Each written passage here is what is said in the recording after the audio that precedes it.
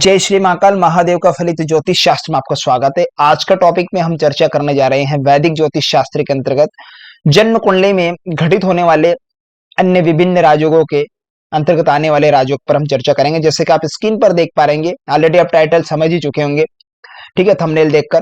तो साम्राज्य योग और अर्थ योग, इन दोनों का निर्माण कब और किस कंडीशन में और कौन से ग्रहों से मिलकर इसका निर्माण होता है, इस टॉपिक पर आज हम चर्चा करने जा रहे हैं। टॉपिक पर चर्चा करने से पहले मैं आपको बता देना चाहता हूं, यदि आप मेरे चैनल पर नए दर्शक हो ना, कृपया चैनल को सब्सक्राइब जरूर कर लीजिएगा, साथ में घंटे के बटन को दबा दीजिएगा ताकि मैं जो भी नया वीडियो अपलोड करूं उसका नोटिफिकेशन सबसे पहले आपके पास पहुंच जाए। हाँ, खास करके आपसे निवेदन है, कृपया वीडियो को लाइक किया करो यार। आपका लाइक करने से कोई पैसा नहीं लग रहा है, बल्कि आपका लाइक करना मेरे लिए एक उत्साहवर्धन मनोबल बढ़ाने का काम करता है। तो इसलिए वीडियो को लाइक जरूर कर दीजिएगा, साथ में शेयर कमेंट भी कर दीजिएगा। तो बढ़ते ही बिना समय गवाए फटाफट हमारे टॉपिक की ओर। तो जैसे कि आप स्क्रीन पर देख पा रहे होंगे, साम्राज्य योग। अब साम्राज्य योग का निर्माण किन ग्रहों से होता है, इसकी डेफिनेशन देख लेते हैं।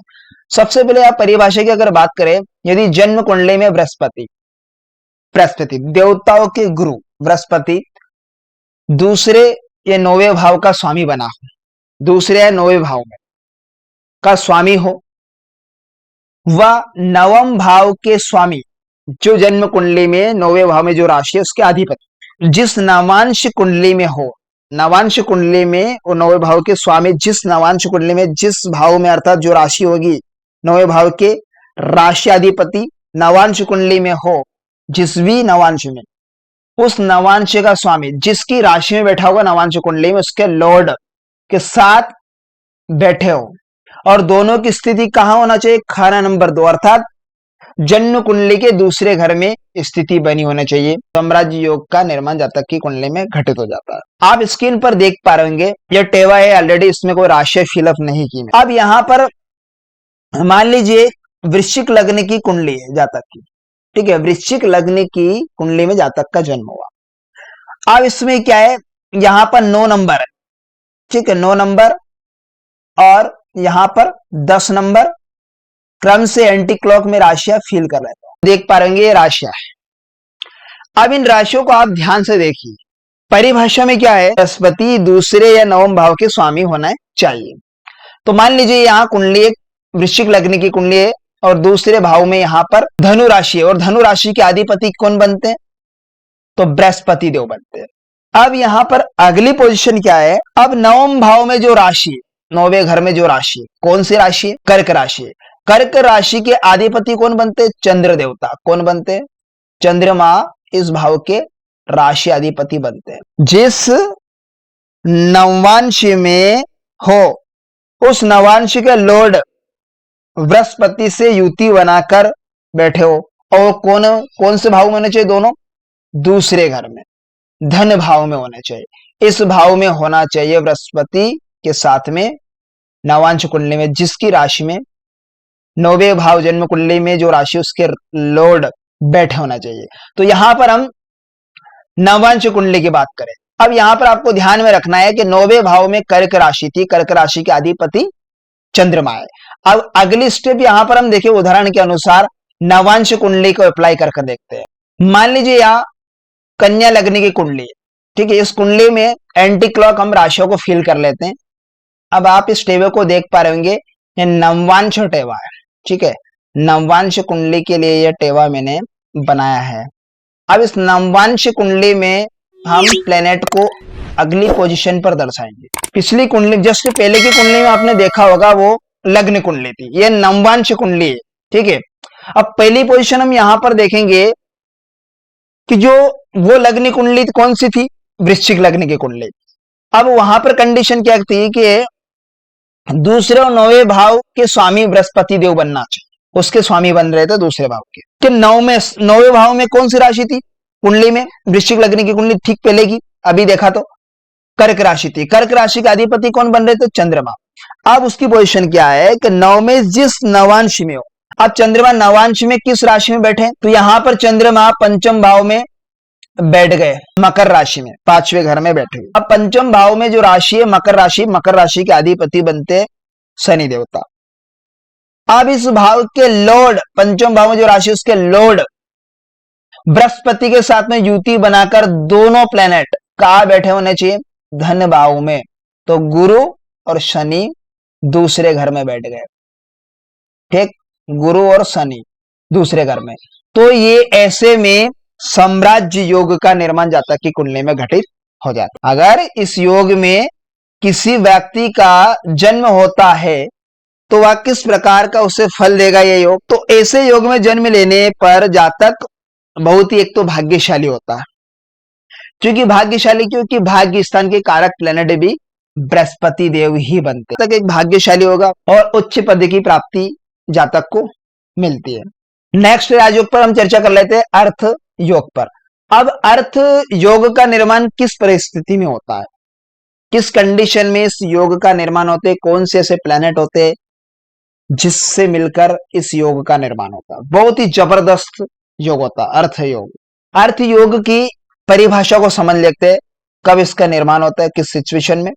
तो यहाँ पर डेफिनेशन देख पा रहे हैं, यदि आप चाहे तो इसका स्क्रीनशॉट ले सकते हैं कि यदि जन्म कुंडली में दूसरा घर, दूसरे भाव के स्वामी, दूसरे घर में जो राशि है उसके लॉर्ड, और चौथे भाव के स्वामी, चौथे भाव में जो राशि है उसके स्वामी, और नवम भाव में बैठे हो, कहां पर बैठे हो? नौवे घर में बैठे हो, तथा लगन भाव के स्वामी, लग्न में जो राशि है उसके लॉर्ड, उसके स्वामी अपनी उच्च की राशि में होकर लाभ के स्थान में बैठे हो, लाभ भाव में बैठे हो, इनकम के घर में बैठे हो, 11वें घर, जन्म कुंडली का 11वां घर लाभ भाव होता है स्थित हो।